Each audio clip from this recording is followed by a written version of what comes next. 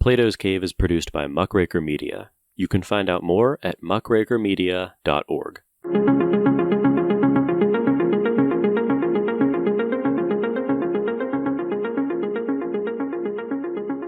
Welcome to Plato's Cave.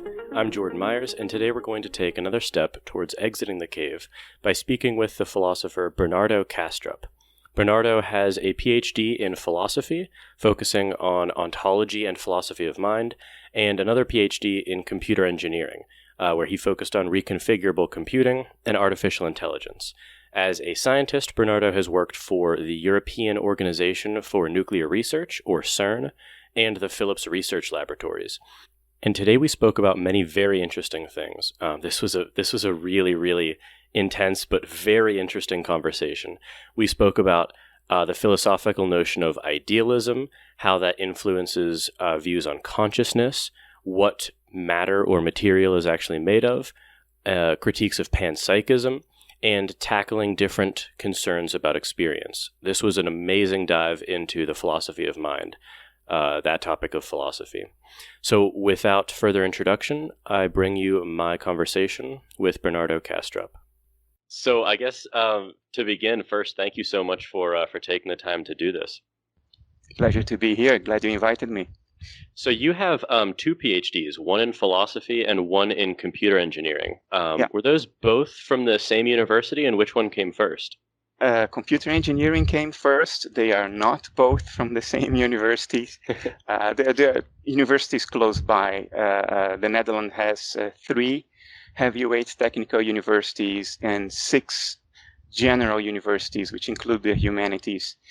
Okay. So I have one PhD from one of the 3 technical universities, arguably the best, and the other one from one of the 6 traditional universities. Not arguably, last year it was the best university of the 6, according to the rankings, but they can change year to year. Sure. Well, all that matters is that the year that you went, it was. That's right. Yeah. And so, if my research is correct, you're currently at Radboud University. Is that right? I don't work for the university. Okay. I used to work until a very short time ago, until end of June, in the high-tech sector. I did high-tech corporate strategy for a number of years. Philosophy was not my day job.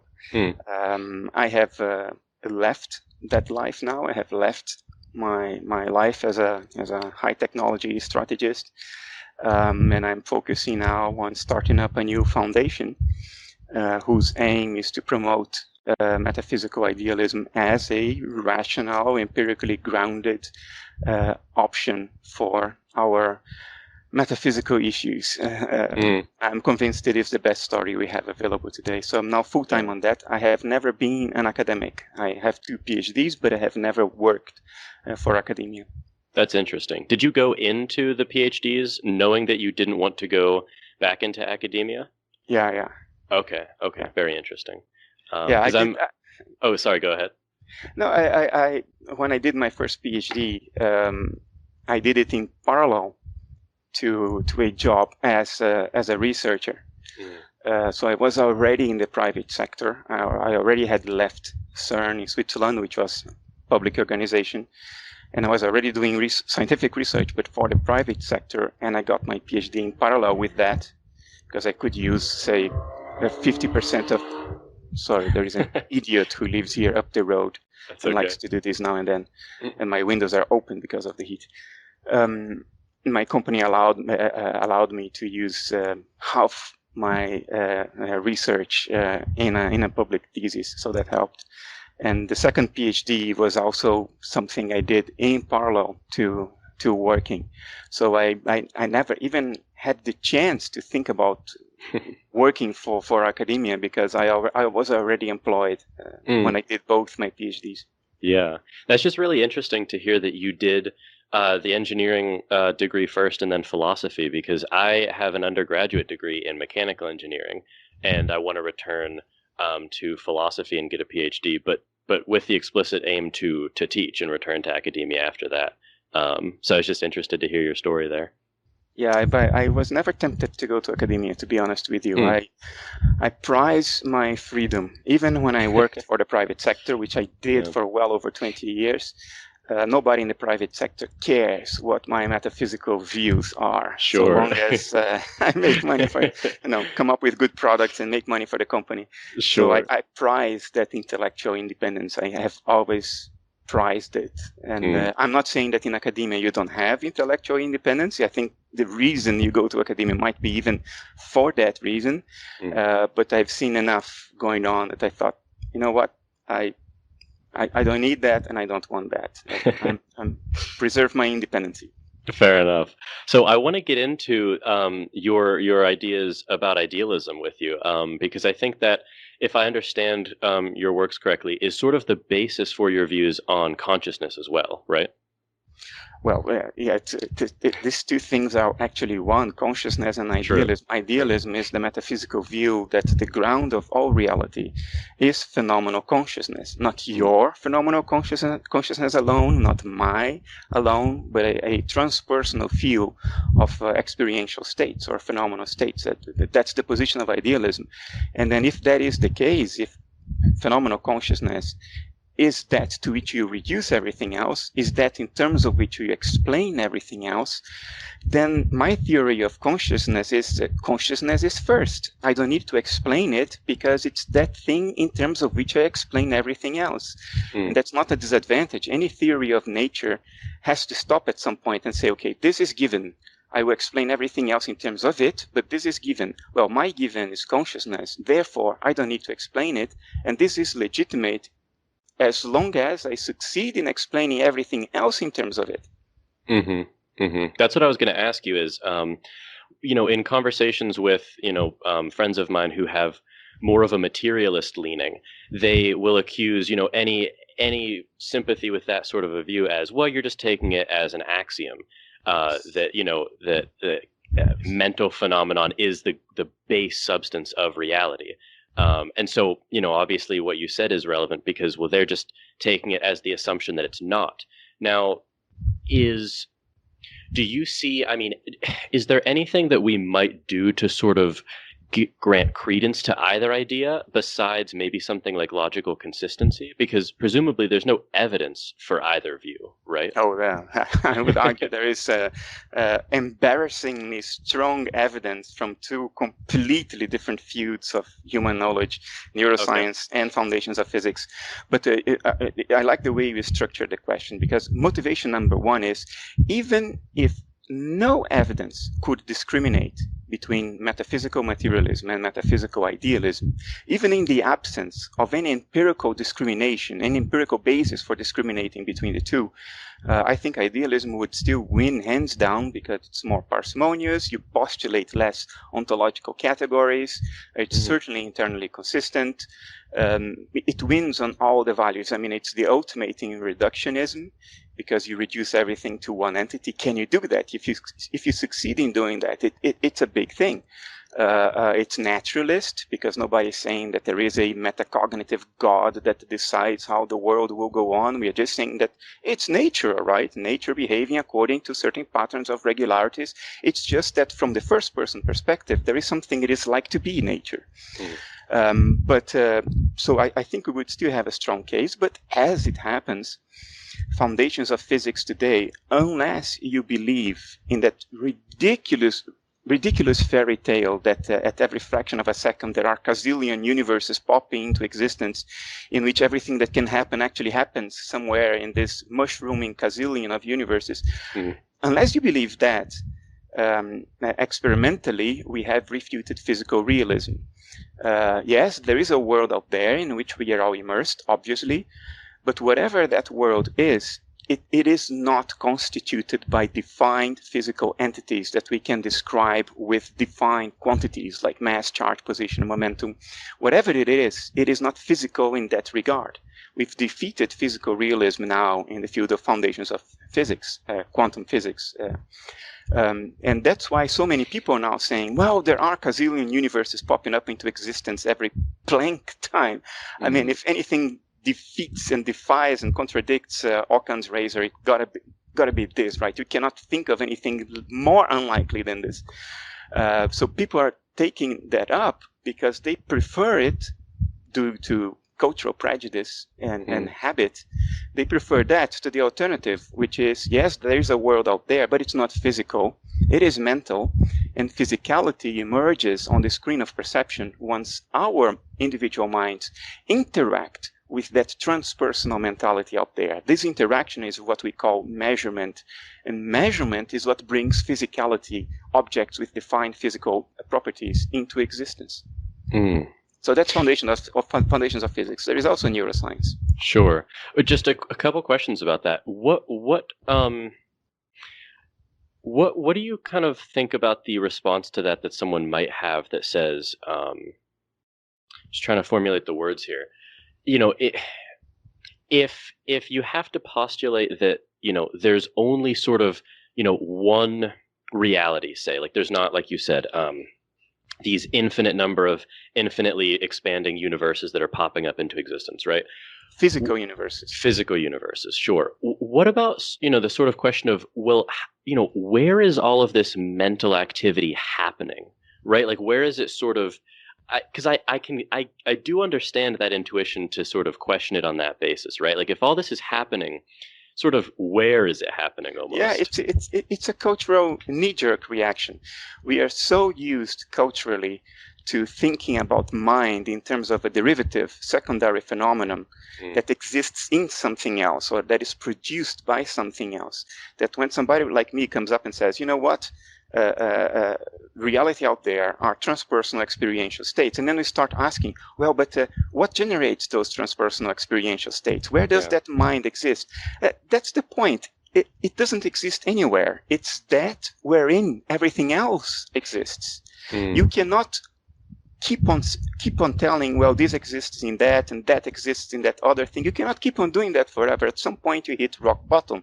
Whatever your metaphysical position is, you will hit rock bottom at some point. You might say, well, it all happens within the space-time framework, the space-time scaffolding, and it's objective and it's really out there. Well, that theory is out the window. We know space-time is not. Space and time together certainly are not fundamental. They are not the vessel wherein everything else happens. We know that's not the case. But when we say mind is that vessel, and therefore the vessel is not within any other vessel. It's not turtles all the way down, You have to stop somewhere. And where I stop is transpersonal mind. That's the framework, that's the field wherein everything else exists, where everything else and where from everything else is generated. Now, do you see that as more parsimonious than a position like panpsychism, for instance? Because at the core of your assumption is that there is just one substance, and it's pure mental, or pure mentality. Whereas it seems like you're sort of postulating two different, or at least two maybe conjoined concepts with panpsychism, where there's material, but then there's a quality to that material that is fundamental, that is experiential or consciousness. Yeah. Is that an accurate assessment? Yeah, I think that's an accurate assessment, but I think panpsychism is incoherent. Before I go into the incoherence part, notice that what motivates the panpsychism to say that in addition to fundamental mind or experiential states, there are also fundamental physical properties. What motivates the panpsychist to do that is that when we look around, we see a world that can be accurately described through physical properties. I can attach a number, mass, I can attach another number, size, another number, momentum, to things to describe them quite accurately. And we have been very successful at describing things in numerical or quantitative terms. So successful that now we think that the description has its own reality, that the description precedes that which is described. Because what is described is mental. The screen of perception is mental. What I see is a content of my consciousness. The colors I see, the flavors I taste, these are all experiential states. We describe these experiential states in a way that's mutually consistent across observers through numbers, through quantities. And then we forget that it's just a description. And we reify it and we say it has a standalone existence. The description precedes that which it describes. That's what motivates the panpsychist to say, well, in addition to consciousness, there is also this stuff, this description, and it has a standalone existence. So in other words, there is no true motivation to do that. Now, if you grant this to the panpsychist and say, okay, I'll forget this and I'll pretend that you have a legitimate basis for postulating a second thing, panpsychism is incoherent because it assumes that the physical world is fundamentally divided into separate little parts that we call elementary subatomic particles. And we do in physics talk all the time about elementary subatomic particles. What the panpsychist fails to understand is that this is a metaphor. It's just a way of speaking. Since quantum electrodynamics and the broader quantum field theory that began with Feynman and all the other guys, we know that what we call elementary particles are just localized patterns of excitation of a spatially unbound underlying field, a quantum field. And we think there are many of these quantum fields, one for each type of elementary subatomic particle, but they are all spatially unbound. You cannot localize them in space. A particle is to the quantum field like a ripple is to water.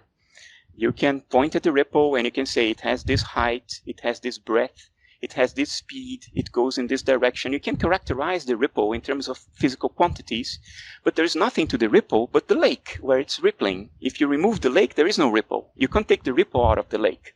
There is just the lake. In the same way, there is just a quantum field. There are no such things as particles. It's just shorthand for talking about a ripple moving in the quantum field. And the panpsychist, however, assumes that this ripple actually has a standalone existence. It is spatially bound. It's not. The quantum field is not spatially bound. So if you want to attribute consciousness to a fundamental physical entity, you have to do that to the field because it's the only thing that exists.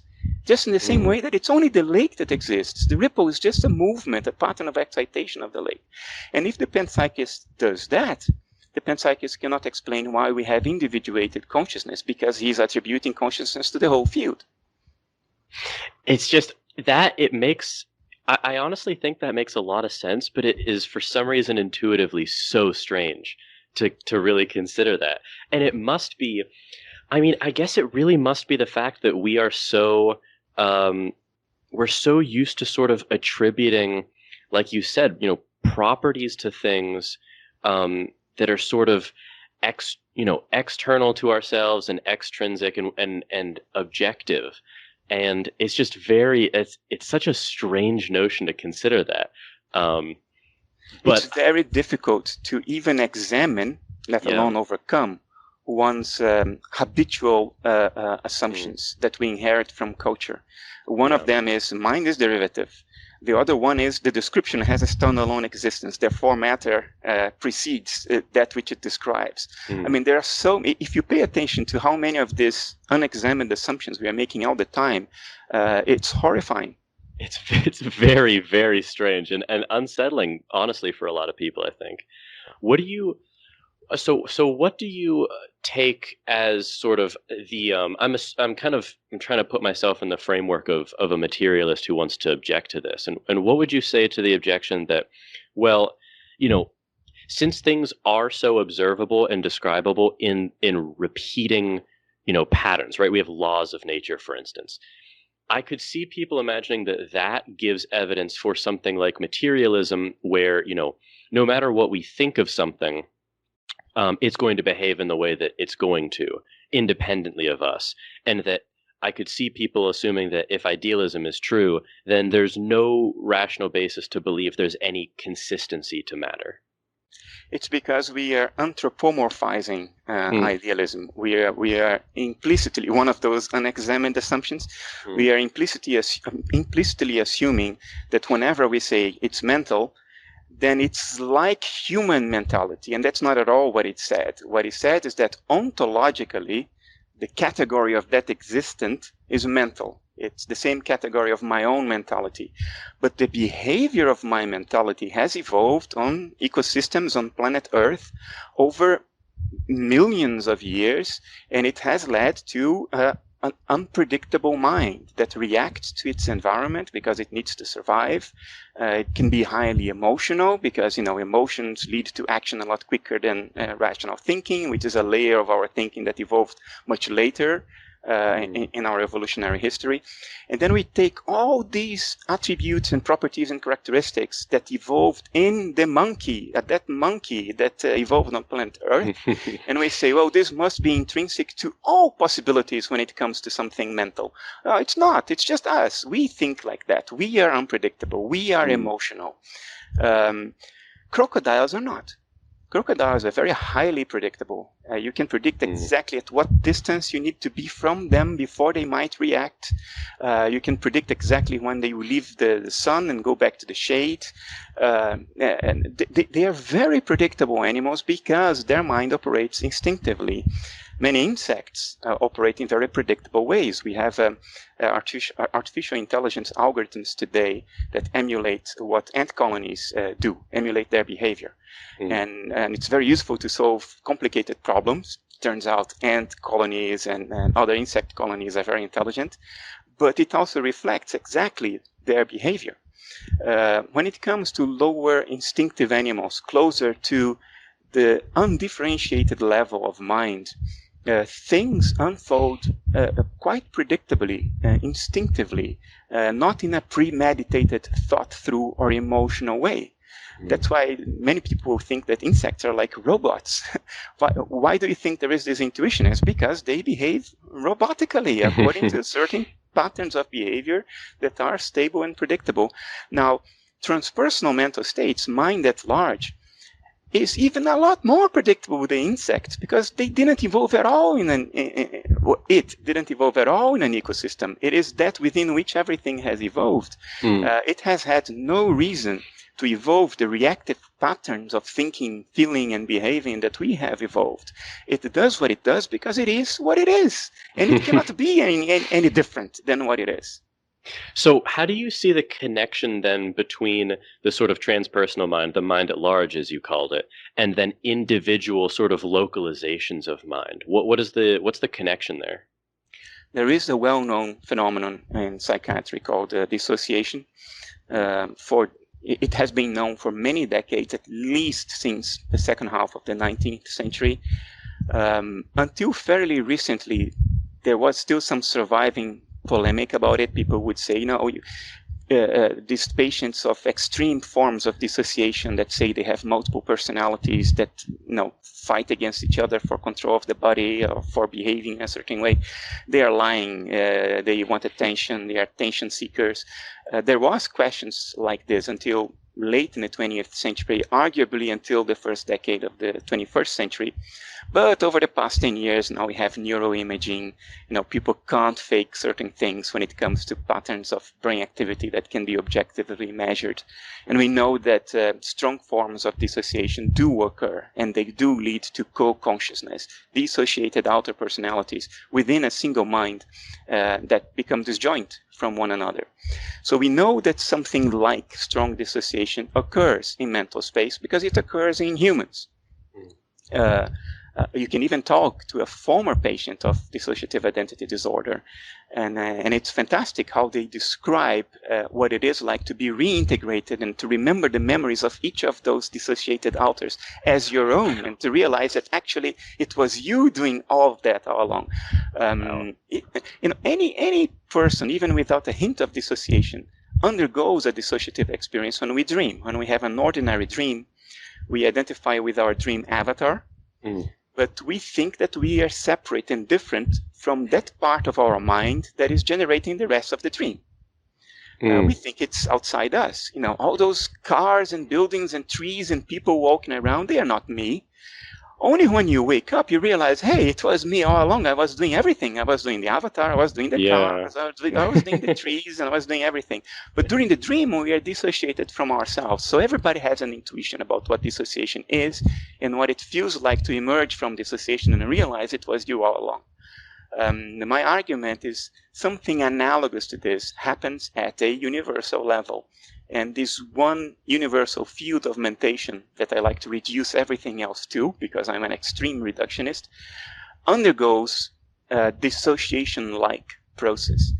And life is what these dissociative processes look like when observed from across a dissociative boundary. When you put a person with dissociative identity disorder in an fMRI scanner, the dissociative processes look like something. You can see them on the brain scanner. There is something they look like from the outside. My point is that what dissociation at a universal level looks like is life. It's biology. Living beings are what dissociative alters of universal consciousness look like from across their dissociative boundary. As a matter of fact, matter is what experiential states across a dissociative boundary look like. It's the name we give it. We call it matter.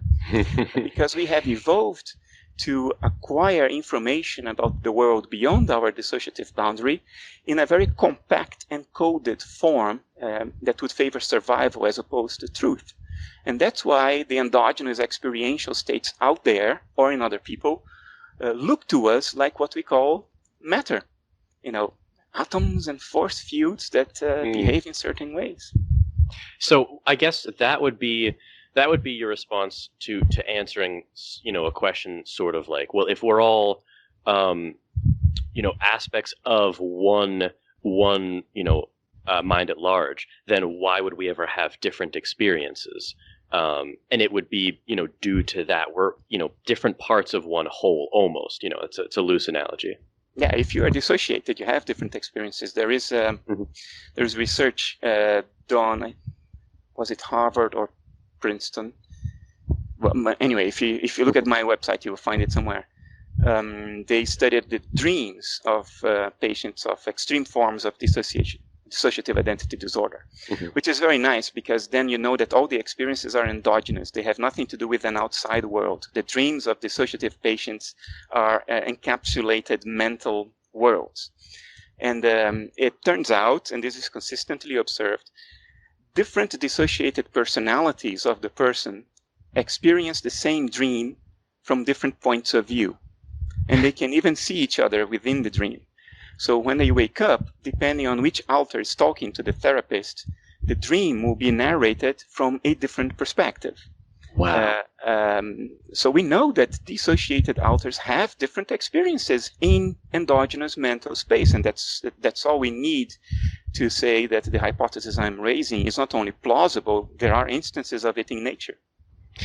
I was about to say that I can't even imagine what that experience would be like, but to be honest, it's probably just a tuned up version of the experience of having different moods, right? Like, I mean, I'm sure we've all done something, in like, there's that saying, you see red and you kind of do something in rage that afterwards you almost look at it like it was done by a different person. You're like, I can't believe I did that or said that thing.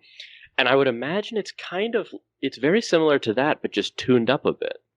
It's much more drastic than that, I think. But, but that does provide a hint. Or when you suddenly realize that you have known something or you have felt in a certain way all along, you were just not explicitly aware of it. Yeah. When you realize, for instance, that, I have had pain on my knee all day today, but you were not explicitly aware of it. But in hindsight, you were just dissociated from it. There are more, there are simple exercises we can do. I mean, right now, you are experiencing the world through two parallel co-conscious points of view. They are called your left and your right eye.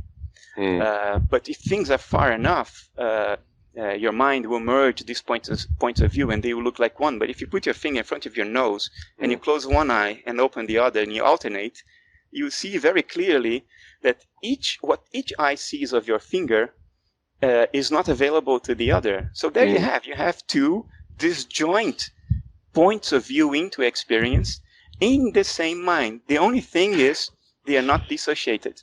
What happens in dissociation is that the mind of the dissociative patient doesn't try to merge these two experiences. They remain separate. Know what I mean? That's honestly, that is crazy. And I guess, so obviously that's the analogy to the different parts. It would be like if the sort of, eyes dissociated, but obviously they're stemming from the same underlying, you know, entity that they're splitting from, and that would be analogous to the same way that we each have our own experiences per se, but it's resultant from. That's crazy, honestly. But it makes sense. It's a very natural thing that is happening all the time. It's just that our cultural momentum is such that we don't validate it, and what we don't validate and encode in language, we don't perceive. Yeah. It escapes our explicit awareness. That's the power of culture. And it's not like you don't experience this. You are experiencing dissociation throughout your life, but it doesn't become explicitly recognized because of the cultural narratives we inherit. It's amazing what beliefs, unexamined assumptions, and cultural narratives can do for our sense of reality. It's astounding. And it seems to be answering the sort of the converse question, because, you know, obviously the biggest question that panpsychism brings up is the combination problem. You know, how could individual points of consciousness amalgamate to form a universal? And this is obviously looking at that same problem from the reverse. How could a universal consciousness dissociate into individual instances of it? So yeah. I'm curious because, and honestly, I mean, your arguments have been very convincing, but because you believe that the dissociation problem is not a problem, why then is the combination problem such a big problem? Arguably, it's even incoherent, and there have been many who have made this argument. There is a paper I like very much by Sam Coleman, 2014 paper, in which he basically says, no, forget plausibility. Is this idea even coherent to begin with? Does it make sense to say that fundamentally distinct subjectivities can merge and form a unified, derivative, higher-level subjectivity? And he proceeds to show that it's incoherent, that you can state this in language, but it makes no sense whatsoever. It's a long, I'm not sure I should even start trying to explain what the argument is. Sure. But, you know, there are many gateways to make a certain theory believable. The first one is it even coherent? Does it make any logical sense? If you are through that gate, then the next gate is it plausible? Is it plausible to think that it happens? If you're through that gate, then the next point is, have we actually found it happening? Now, even if it is plausible, have we observed it? That's the third gate. Dissociation is immediately through the third gate. You don't even need to think about the first two gates. Is it coherent? Well, guess what? It is. Is it plausible? It is. But it doesn't matter because we observe it. It's out there. It's a phenomenon of the world. And neuroimaging has shown that it's for real. I mean, there are things like there was this woman in Germany, study done in 2015. She had many dissociated alters. A couple of them claimed to be blind, and the others were sight capable. So the psychiatrists thought, you know what, let's hook her up to, I don't remember whether it was an MEG or an EEG. EEG maybe? Okay. I think maybe it was an EEG, something that reads brain activity. Okay. And has very good temporal resolution. It is important in these cases because, you know, the alter may disappear, another alter may pop into control. So you need to have good temporal resolution. And guess what? When a sighted alter was in control, they measured the activity in the visual cortex at the back of the brain of the woman, and it was normal visual activity. When alter was in control that claimed to be blind, the visual cortex would turn off, and there was no activity there, even though the woman's eyes were open. And this kind of thing you can't fake. Dissociation happens, and it is literally blinding. Not metaphorically only, it's also literally blinding. So this puts the idea of the decomposition problem, how one mind becomes many, on a much, much stronger footing than the alternative idea, how many fundamentally distinct minds become one. Because that is even incoherent. Forget plausibility, forget empirical observation. It's incoherent. It doesn't make sense to say that. So yeah, I don't think the problem is symmetrical at all. That's honestly, you're like blowing my mind right now, because I would have never I started looking into this a couple weeks ago, and that's how I obviously came into contact with you. But I would have never given idealism honestly a chance for a second. But because it's just, I thought I had really good reason, and I'm not sure if someone asks me tomorrow, what exactly do you believe ontologically? I'm not 100% sure either way, but there really is. I guess a lot of people read Kant on his transcendental idealism, and it doesn't seem very plausible because maybe he doesn't, obviously he was writing centuries ago, and he doesn't, put forth maybe the best argument styles for it, but what you've been going over is honestly far more convincing. You shouldn't feel guilty about it because the power of culture is just gigantic. We are indoctrinated without knowing from the moment we speak our first word and can understand what's spoken to us. But our current mainstream metaphysics, materialism, has two enormous things going for it. One is momentum. It's pure momentum, habit. It's an echo chamber of materialism. Most materialists don't come at the conclusion that materialism is correct. They just absorb it. They don't reason it through. They just absorb it. It's a given. It's osmosis, cultural osmosis. Yeah. And the other big thing that materialism has going for it, is that what people believe in and call materialism is not materialism at all, but people don't know it. In other words, what materialism has going for it is that most materialists don't understand what materialism is. Let's not keep this theoretical. Let's mention a concrete example. Okay. There is this militant materialist, professor of biology, Jerry Coyne. Okay. He's a very colorful figure. It's very entertaining. I enjoy interacting with him. And of course, he tries to hammer me every single time. This is going on now for a couple of years. Not long ago, Jerry Coyne was arguing that all life, even bacteria, have experiences. Of course. And he talked about microscopic crustaceans having experiences, but he goes all the way down to bacteria and says whatever a form of life, even unicellular life, registers internally is qualia, is experience, is a quality. Mm-hmm. And I was amazed when he used that as part of his argument against my idealism, because my idealism says precisely that. Life is what dissociated conscious activity looks like. So if you want to attribute individual consciousness or private conscious inner life to anything, you should attribute it only to living beings, not to anything else. So Coyne was agreeing with me, and it's amazing. He didn't notice that he was contradicting materialism, because what materialism says is that you need a relatively sophisticated nervous system to give rise to consciousness. Yeah. And therefore, it doesn't happen in unicellular organisms or Daphnia, microscopic crustacea. I mean, these things don't have a nervous system.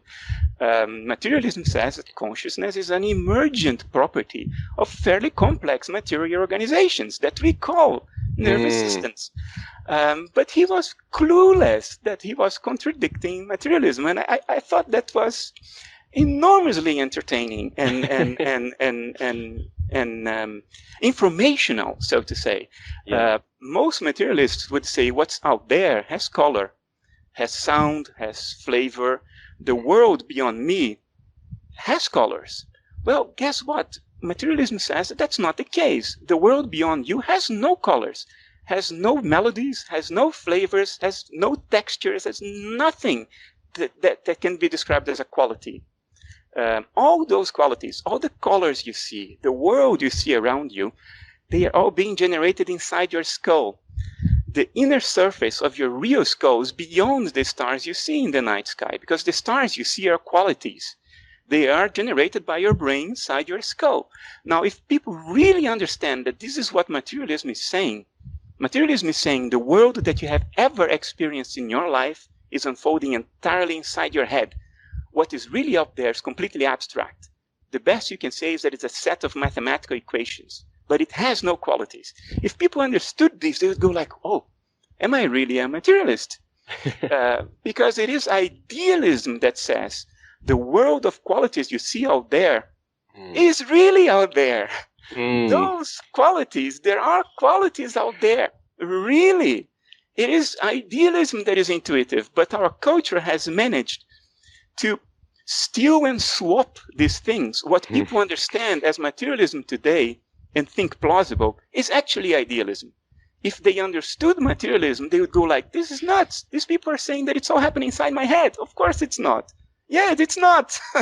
And yes, every living creature is conscious in and of itself. Yes, Jerry Coyne is correct. Yeah. It's just that he is a closet idealist. He doesn't know. So I guess that makes sense of the other problem that materialists encounter, where if they say, well, it has to be, we know the number of interactive neural components has to be more than one, because otherwise you're a panpsychist, right? So if it's more than one, why I don't understand what the basis would be for saying there's like a cutoff point. Like what's the difference then between saying consciousness arises at 598 neurons instead of 599? I don't see a principled basis. Of course not. It's absurd, right? And it is absurd. There is all there is to it. Having said that, I can help people understand why we've come to this absurdity, why we've come to think that this is plausible. And the reason is the following. There is nothing about the parameters we call matter, mass, charge, momentum, frequency, amplitude. There's nothing about any of these things in terms of which we could deduce what it feels like to have a bellyache, to fall in love, to see red, to taste strawberries. And of course there isn't, because we've defined matter in such a way as to exclude all qualities. So of course we can't deduce qualities from matter because we defined it so as to exclude it.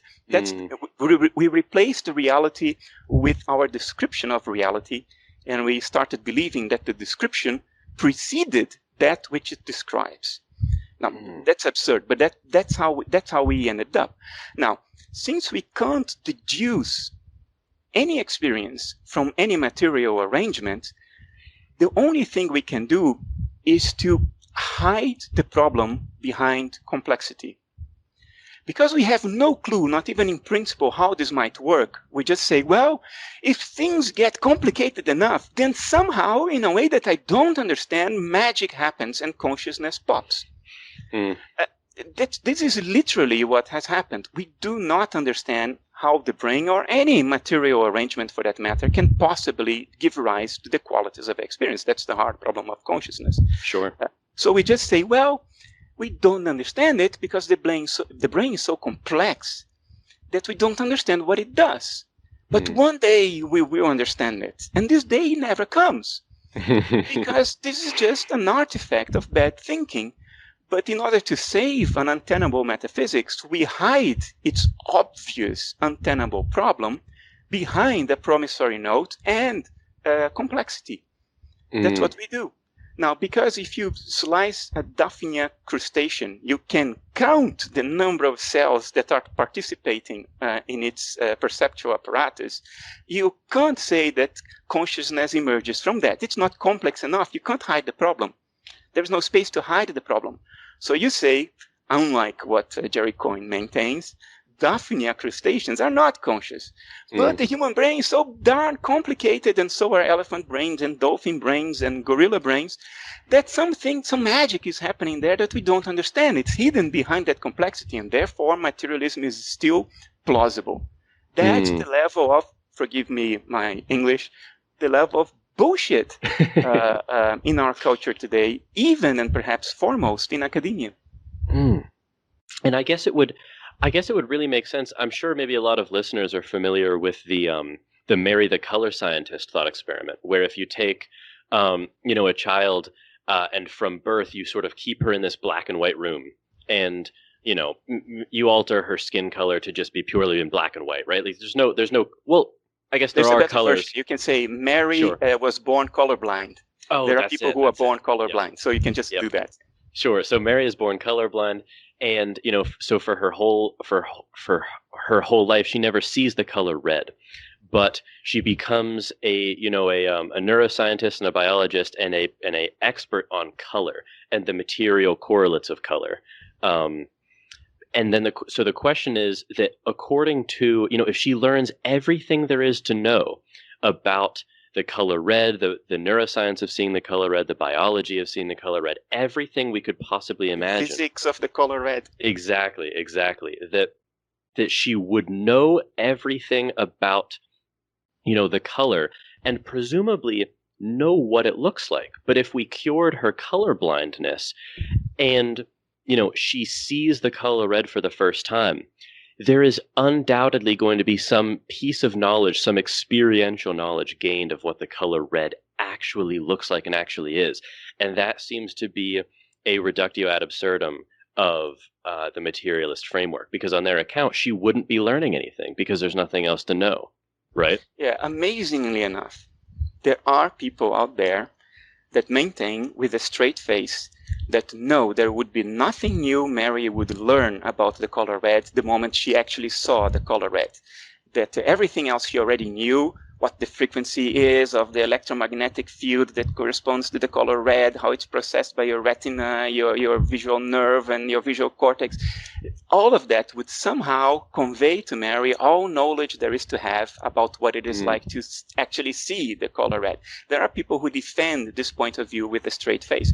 There are philosophers who are paid by public money, and more than that, who achieved even a degree of fame and respect, that maintain the most absurd views conceivable to the human mind, including this one, that there is nothing to consciousness but quantitative descriptions, or that consciousness is an illusion, which immediately raises the question, oh, who is having the illusion? Aren't you consciously having the illusion? People who, these are eliminativists and illusionists, as they call themselves. They maintain the most absurd positions that can be that can be conceived by human thought, but they hide it in impenetrable networks of abstraction, so as to maintain the appearance that it's you who is not quite getting what they mean. You know what I mean? I do. Entire careers have been built on top of complete nonsense, based on this idea that they are very smart people, and it's you who are actually not, because it's so absurd what they are saying that you cannot accept that it's just that. It's just absurd. You can't accept it. You think, no, there's something I'm missing here. There is some subtle philosophical twist of mind that I'm missing here. And these guys must be geniuses. No, they're not geniuses. They need help. That's all there is to it. They're very confused. There is nothing more to it than that. It's very difficult to believe it, but I maintain that this is what's happening. I honestly cannot, because I've had those conversations before where, people, because, you push forth these arguments of, arguments like Mary the Color Scientist and John Searle's The Chinese Room. That's a very different argument. That's a good one as well. Yeah, it's a good one too. And I've talked with people who actually then just, I don't think it's a very principled move, but they'll turn and sort of bite the bullet of illusionism or eliminativism, where they say, okay, well then, experience doesn't exist. And that's, in the sort of Daniel Dennett sense of it, I guess, at least in his earlier work, he kind of changed it to at least saying the hard problem is an illusion, not experience. But that is, I don't even understand how you could possibly believe that. Yeah, if you press them, I have had the experience of actually interacting with people defending that point of view, respectable professors and all that. Yeah. And if you press them, what you get is that what they mean by experience is not what 99.99% of the world means by experience. They have an overt implicit definition of the word experience, which is the one that they are using. So when they say experience is an illusion, what they mean by it is not what you think they mean by it, and the rest of the world would think they mean by it. They mean something else. And then you say, oh, then there may be something to their position then, because they mean something else. No, there's nothing to their position, because this something else they mean is utterly and completely and 100% irrelevant to the hard problem of consciousness. In other words, if eliminativism and illusionism are tenable because of this subtle, covert redefinition of the term experience, then they are irrelevant to philosophy. On the other hand, if eliminativism and illusionism are relevant to philosophy, then they are absurd. It's one or the other. That's my conclusion.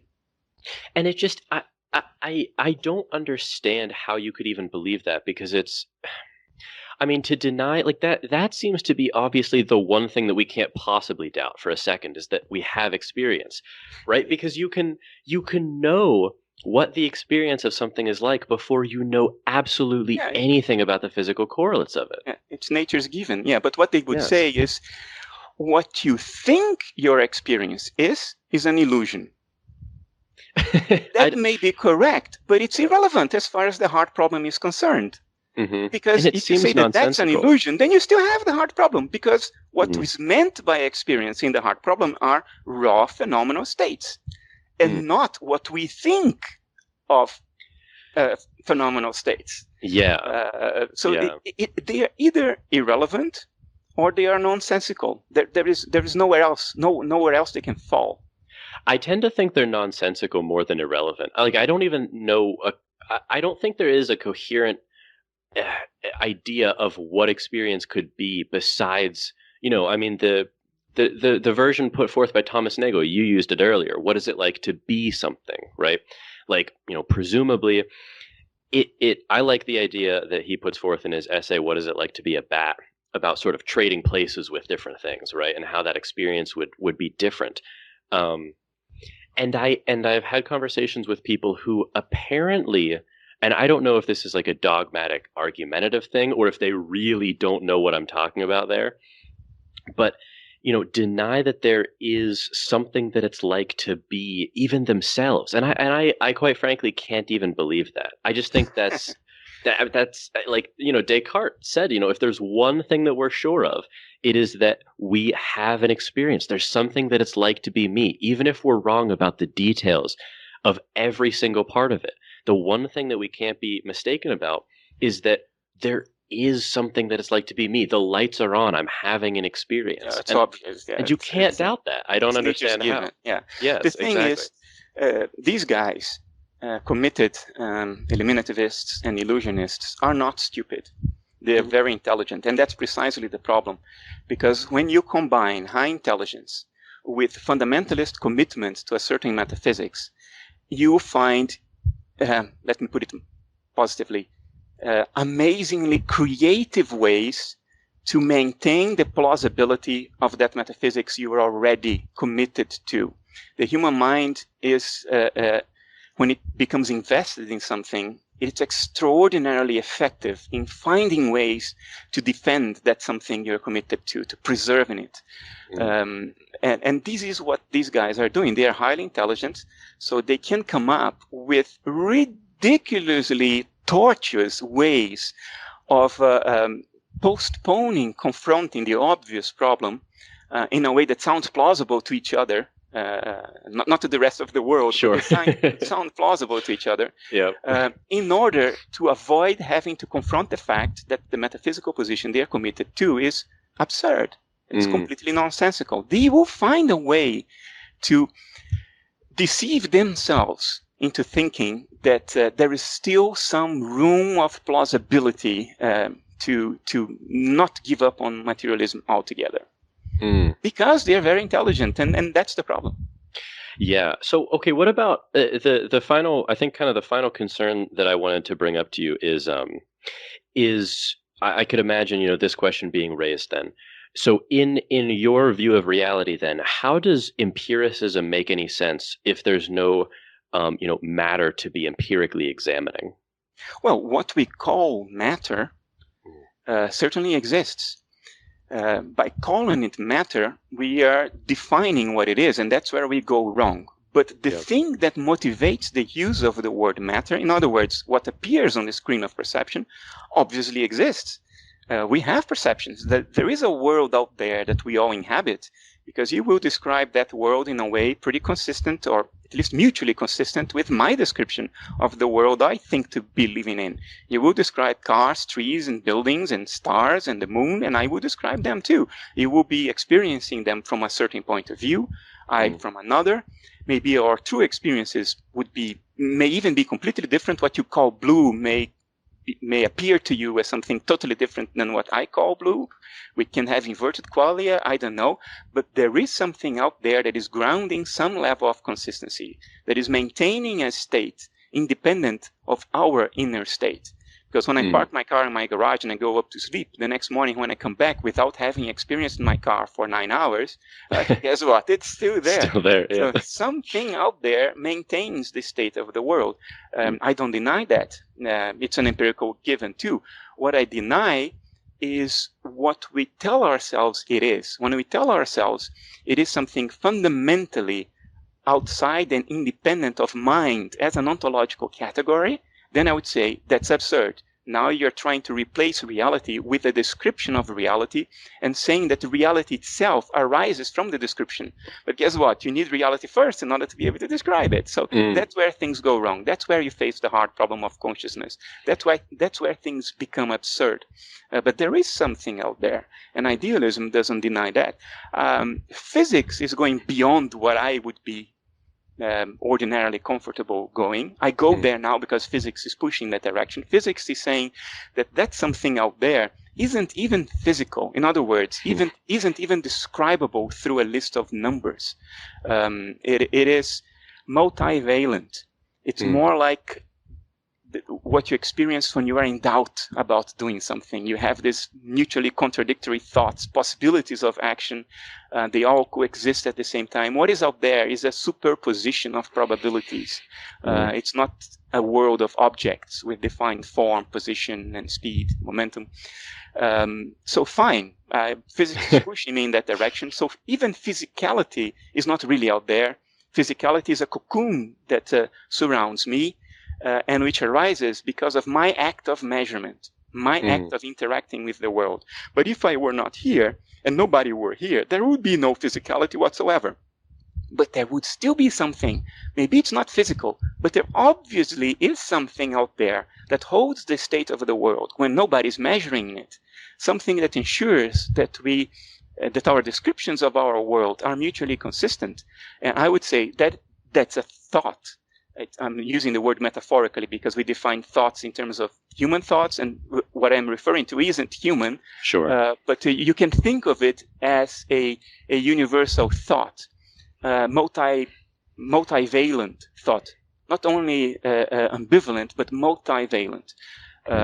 And physicality arises from our observations of it, from our measurement of it. But there is still something out there. I'm holding on to that because I think we cannot do away with it. Yeah.